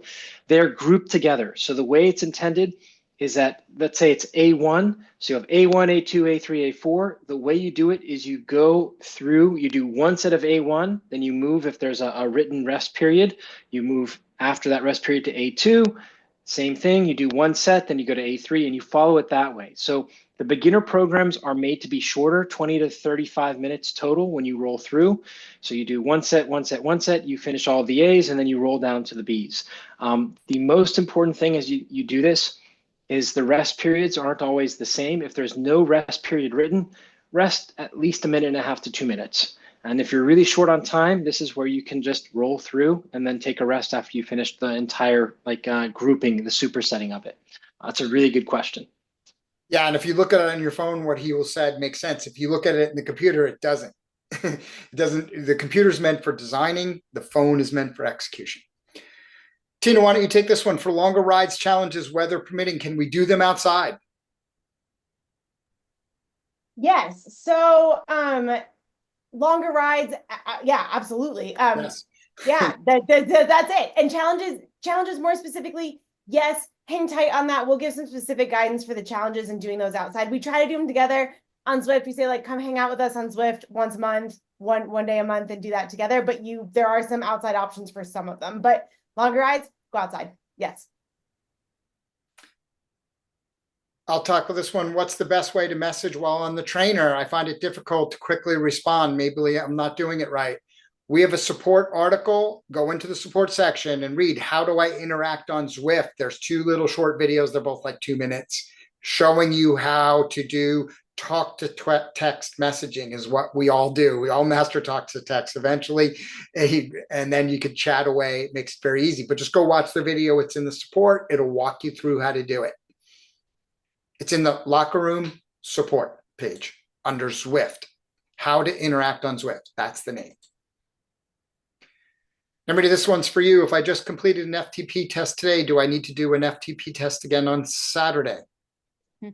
I would say that depends on which FTP test you did. If you did our test or the same Zwift test, then I would not repeat it again on Saturday. Just use the number that you got if you did a good test. If you did something else like a RAM test or some sort of protocol that's significantly different, you may want to do the test that we have on the calendar for Saturday, because that's what we recommend. So it really depends, Jeff. You should be okay as long as you did a good quality one. But I would still test. Just, hey, testing is training, training is testing. Why wouldn't you want to jump in and throw it down? It's part of the training. Next question. One question I got in between. If you sign up for the mental performance boot camp and you miss one of the classes, is it recorded? Yes. Everything we do is recorded, and we put it in the learning centers. We put it in the recorded events section, and we send it to you in the newsletter. Now, obviously, boot camp might not, you have to have, that's a permission level because it's paid for to get, but the same thing, we'll record it and send it to you. Next question I'll take, erg or no? Any preference on riding with erg mode or staying in target zone with erg off? We spend a lot of time teaching people each mode, erg mode, incline mode, and free mode, have an impact on your training. We will use all 3. If you want to know which mode to do the workouts in, we used to put it right in the workout. I'm beginning to regret not doing that. It is in the workout previews. It's the line number 1. So if you just scroll down a little bit below the workout, the little blue boxes you see, and it says pre-activity, it says read the workout preview here with a link. If you read that, it'll tell you erg mode, incline mode, or free mode. That being said, for the first 2 weeks, it's actually a little shorter than 2 weeks, we're going to focus on erg mode. Let's just get everybody up and running and learning to feel power. Then we're going to work on making power and how to use the different modes to our advantage. Diane, I just answered your question. Sorry, I saw it in chat and I didn't see it here. So yes, all the lectures in boot camp are recorded and shared with members. Nimrod, I'll let you tackle this one. I have to walk my dog daily. Should I use a heart rate monitor and count that in TP to accumulate TSS? No, I wouldn't. I think walks, just easy walking, is great for just active movement. Even on a rest day, you can get out and walk. And I think if you were trying to assign TSS for that, it would throw things off. So do not. That's my recommendation. Excellent answer. All right, looks like we have about 5 questions left. I'll tackle this next one. I trail run. So is that considered a hard day? Would it depend on distance and intensity? Yes, it would depend. One thing about running in general, trail running makes this a little bit harder. You can control that intensity. So mimic the intensity concept. Like if the workout was tempo, you can run a little tempo, but obviously because cycling's so much more efficient, you want to significantly reduce that time on the trail.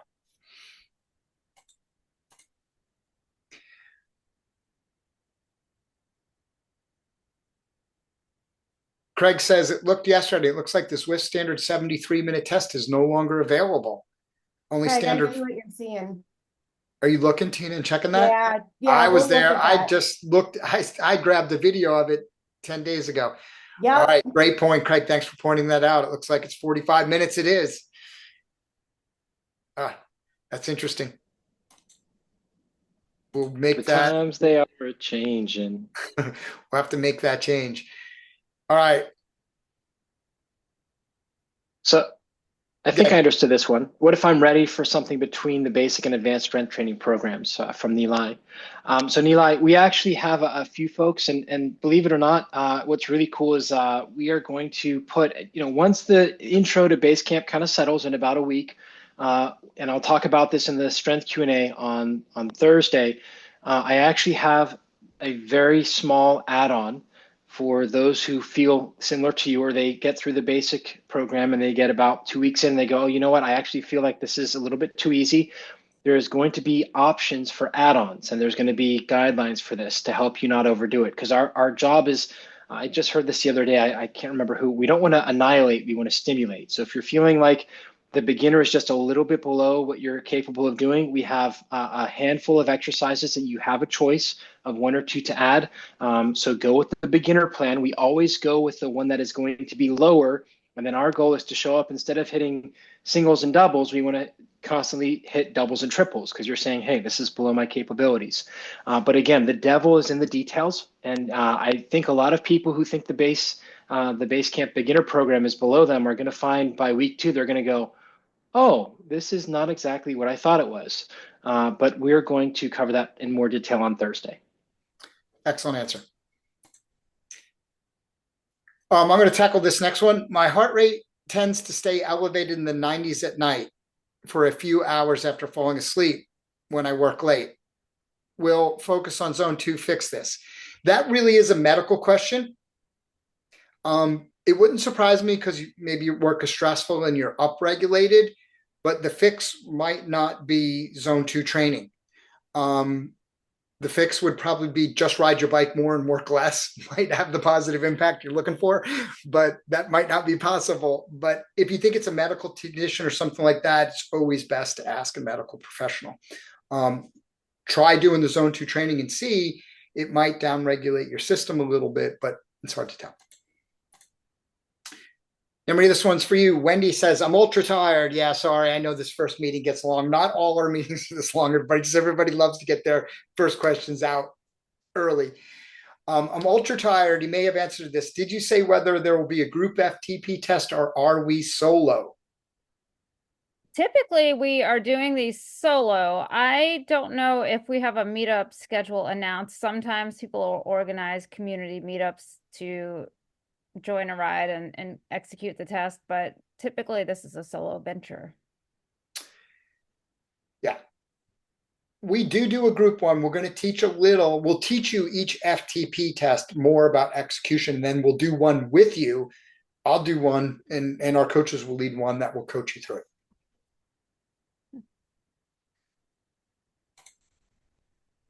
Oops. So Jose pointed out that the 73 minutes is still there. You just can't search it under test. It's not tagged correctly. So that's good. So we'll make sure everybody knows that to find the 73 minutes. So when you log in, it probably would show. You just can't look at it under tests. All right. We got all the questions done. And only, what was that, 2.5 hours? That's a record. Sorry, everyone, it went long. There was a lot of questions and we wanted to make sure we get to them, but hopefully that gives everybody a pretty good understanding. We will record this. It will get posted as a recording. It'll get posted in the locker room. It will get posted in Facebook and it will get emailed to you in your newsletter on Friday. Please feel free to ask your questions in the Facebook. Now, what's going to happen is a fair amount of people will ask their questions tonight because they might not have gotten to their question, and tomorrow. So just know you're going to probably see a lot of questions in the Facebook group in the next 24 to 48 hours. But here's what I'm going to tell you. It's a 6-week, teen week program. We're going to get to it all. We're going to learn. Everybody's going to go through it. We just can't learn it all in the first week. Thanks for coming, everybody, tonight. We really appreciate it. Talk to you soon. Bye.